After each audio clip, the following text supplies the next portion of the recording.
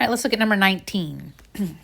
So an insurance company issues life insurance policies in 3 separate categories: standard, preferred, and ultra preferred, all right?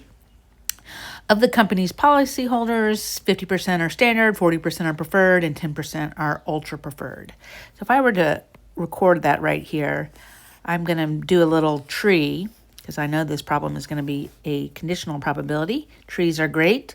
So standard, the probability of standard is 0.5, and then we had preferred, and that was 0.4, and then we have ultra preferred, which is 0.1, and it's got to be one of those branches.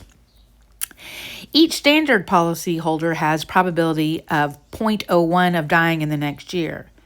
And then it gives us information of dying if you're preferred and dying if you're ultra. So those are given on conditions. So this next branch here would be dying, given that they are standard policyholders, and that probability is 0.01.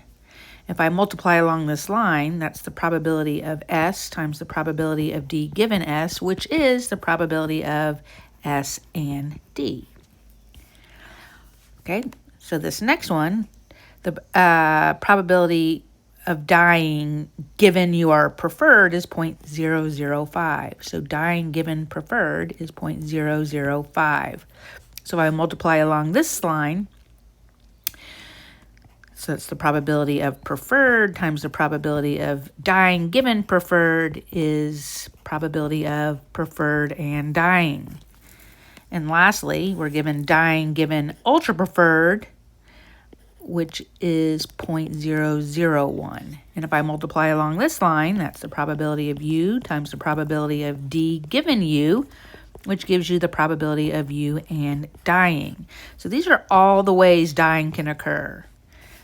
And it was given to us conditioned on the policyholders.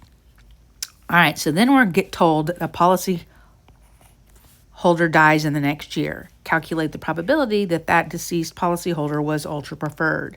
So we're calculating the probability it was ultra preferred given the person died.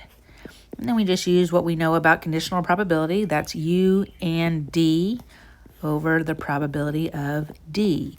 So this one right here, 0.5 times 0.01, is giving us the S and D. So let's write a little fraction here. We have 0.5 times 0.01 plus, we want this one, which is 0.4 times 0.005 plus, and this last one, 0.1 times 0.001.